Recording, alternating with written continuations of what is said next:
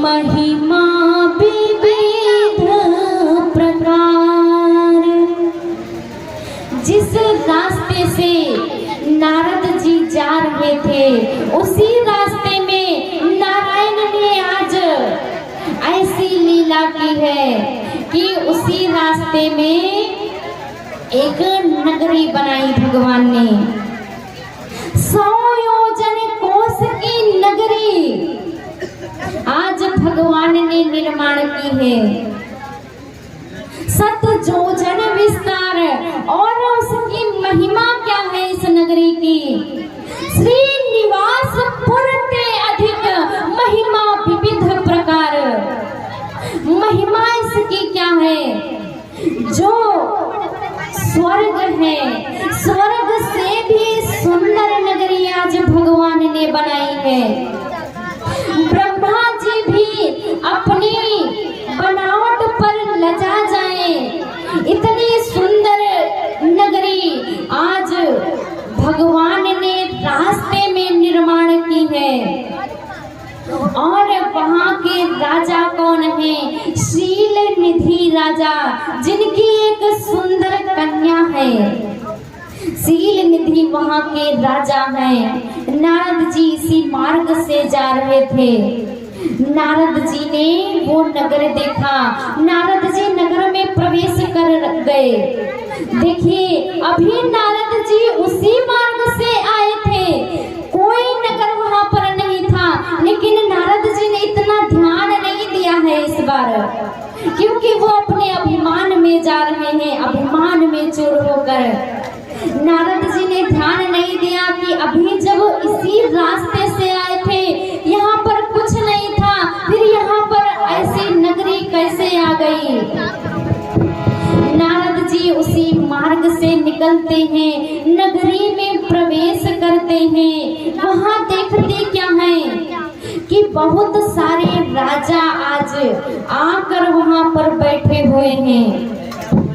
नारद जी ने किसी से पूछा कि यहाँ पर क्या हो रहा है, इतने सारे राजा आकर क्यों बैठे हैं? उन्होंने बताया कि महाराज, यहाँ पर इनकी एक पुत्री है जिसका आज स्वयंवर होने वाला है। इनकी शील निधि जो राजा हैं, इनकी एक सुंदर पुत्री है, उसका नाम क्या है? विश्व मोहिनी तासु कुमारी। विश्व मोहिनी नाम की एक सुंदर पुत्री है इनकी, उसी का आज स्वयंवर होने वाला है। नारद जी ने इतना सुना। अब देखिए, नारद जी तो बड़े ही अपने आप को भक्त कहते फिरते हैं। जब ये एक भक्त है, मुनि है, ऋषि है, तब इन्हें स्वयंवर से क्या लेना देना था? वहां से चले जाना चाहिए था, लेकिन फिर भी नारद जी वहां से गए नहीं। कहते हैं, देखते हैं कि कैसी इनकी पुत्री है। नारद जी वहीं पर बैठ जाते हैं। शील निधि राजा देखते हैं कि नारद जी आए हुए हैं। राजा अपनी पुत्री को लेकर आते हैं और कहते, महाराज, इसका हाथ देखकर बताइए कि इसका विवाह किसके साथ होगा? नारद जी ने अब जैसे ही उस सुंदर स्त्री को देखा, विश्व मोहिनी को देखा, नारद जी सब भूल गए। अब शील निधि राजा दिखा रहे हैं हाथ और नारद जी देख रहे हैं मुख। नारद जी मुख देखे जा रहे हैं। राजा नारद जी के हाथ में उसका हाथ रख देते हैं, कहते हैं, महाराज, इसकी रेखाएं देखकर बताइए। लेकिन नारद जी हाथ नहीं देख रहे हैं, मुख देख रहे हैं उसका। उसके मुख से नारद जी की नजरें नहीं हट रही हैं। कहते हैं अरे महाराज मुख नहीं देखना है, हाथ देखना है, हाथ देख कर बताइए कि इसे कैसा वर मिलेगा। नारद जी ने हाथ देखा और नारद जी ने देखा क्या, आज नारद जी मोह में पड़ गए। अभी कह रहे थे कि काम क्रोध लोभ मोह किसी ने मुझे अपने वश में नहीं कर पाया, लेकिन आज नारद जी उसी मोह के वश में हो गए। और मोह के वश में नारद जी उस हाथ में देख क्या रहे हैं। नारद जी देखते हैं कि जो यहाँ बाराही अमर सोई होई, समर भूमि तेहि जीते न कोई। नारद जी देखते हैं जो यहाँ पर अमर सोई होई, समर भूमि तेहि जीत न कोई। उस स्त्री के, उस विश्व मोहिनी के हाथ में लिखा क्या था कि इसका पति कैसा होगा, अजर अमर होगा, युद्ध में उसे कोई हरा नहीं पाएगा। लेकिन आज नारद जी मोह के वश में पढ़कर उल्टा ही पढ़ रहे हैं। नारद जी पढ़ क्या रहे हैं कि जो इससे ब्याह करेगा वो अजर अमर हो जाएगा, फिर उसे युद्ध में कोई हरा नहीं पाएगा। ऐसा नारद जी पढ़ रहे हैं, उल्टा पढ़ रहे हैं। लिखा है कि इसका पति ऐसा होगा, लेकिन नारद जी पढ़ क्या रहे हैं कि जो इससे विवाह करेगा वो ऐसा हो जाएगा। ऐसा नारद जी आज मोह में पढ़ रहे हैं। अब नारद जी ने अपने मन में विचार किया, मैंने काम क्रोध लोभ मोह सबको तो जीत ही लिया है, बस ये कैसे करके अब ये स्त्री मुझे मिल जाए ताकि मैं अजर अमर हो जाऊं, फिर युद्ध में मुझे कोई हरा ना पाए। नारद जी अब कहते हैं कैसे ये स्त्री मुझे मिलेगी। कहते हैं भगवान ही अब कुछ कर सकते हैं, नारायण ही कुछ कर सकते हैं। लेकिन दूसरे ही क्षण मन में ये ऐसा विचार करते हैं कि जब तक मैं नारायण के पास जाऊंगा कहीं ऐसा ना हो तब तक इसका विवाह यहाँ पर हो जाए और मैं ऐसे ही रह जाऊं। नारद जी ने ऐसा मन में विचार किया, जब तप कछु ना हो ही तेहि काला, हे विधि मिले कवन विधि बाला।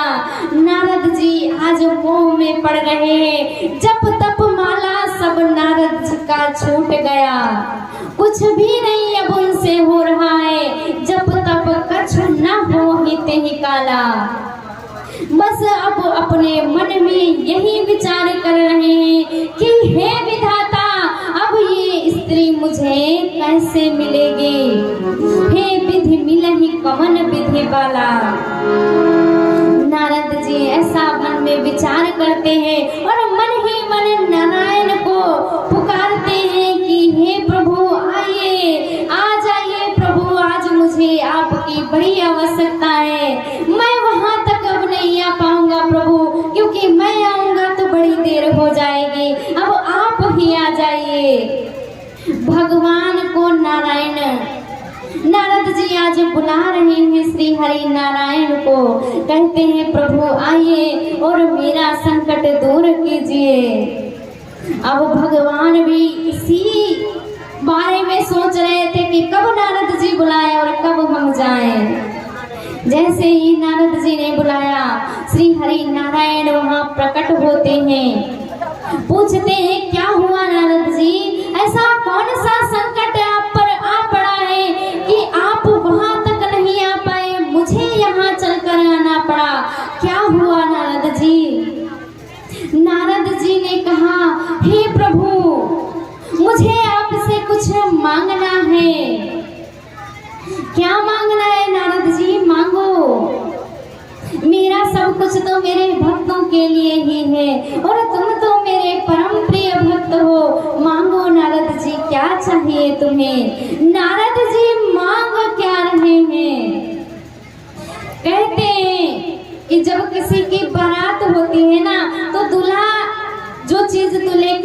नहीं होती है, सब मांग लेता है। कोट मांग लेता है उधार, गाड़ी मांग लेता है, जूते मांग लेता है, कुछ भी मांग लेता है। लेकिन आज नारद जी क्या मांग रहे हैं? विवाह करने जा रहे हैं, भगवान से क्या मांगते हैं नारद जी कि हर सन मांगहूं सुंदरताई, हर सन मांगहूं सुंदरताई, हुई है जात कहरू अति भाई, हुई है जात कहरू अति भाई।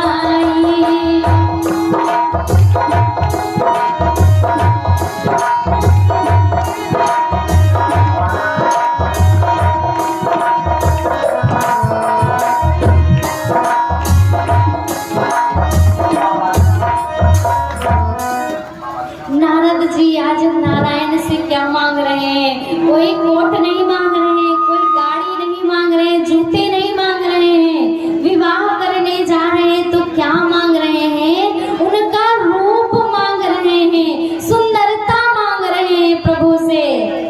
दूल्हा सब कुछ मांग लेगा, आप बताओ किसी का रूप कौन मांगता है कि भैया तुम बड़े सुंदर लग रहे हो, थोड़ी देर के लिए अपना रूप हमें दे दो, हम विवाह करके आ जाए, उसके बाद ले लेना। कौन मांगता है? लेकिन नारद जी मांग रहे हैं। नारद जी भगवान से उनका स्वरूप मांग रहे हैं। कहते हैं प्रभु आप अपना स्वरूप मुझे दे दीजिए, आप बड़े सुंदर लगते हैं, अपना स्वरूप मुझे दे देंगे तो जो विश्व मोहिनी है वो मुझसे ही विवाह करेगी, किसी और से वो विवाह नहीं करेगी। प्रभु मुझे विवाह करना है, आप मुझे अपना रूप दे दीजिए। लेकिन यहाँ पर नारद जी ने एक बड़ी सुंदर बात कह दी, और मैं तो कहती हूँ नारद जी को ही नहीं, ये बात सबको कहनी चाहिए प्रभु के सामने। जब भी आप प्रभु के सामने जाएं तो ये बात जरूर कहें प्रभु से। कौन सी बात? कि जहि विधि नाथ होहि हित मोरा, जहि विधि नाथ होहि हित मोरा, करहु सो बेगी दासे मैं तोरा, करहु सो बेगी दासे मैं तोरा।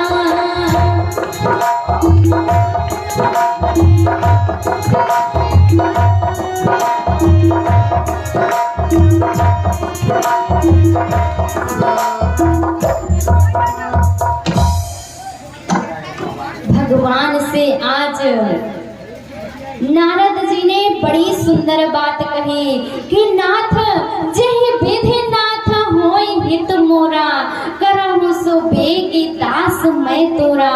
हे प्रभु जिस प्रकार से मेरा हित हो आप वही कीजिए, जिसमें मेरा कल्याण हो आप वही कीजिए। हे प्रभु मैं तो आपके चरणों का दास हूँ, मैं इतना नहीं जानता, लेकिन जिस प्रकार मेरा हित हो आप वही कीजिए।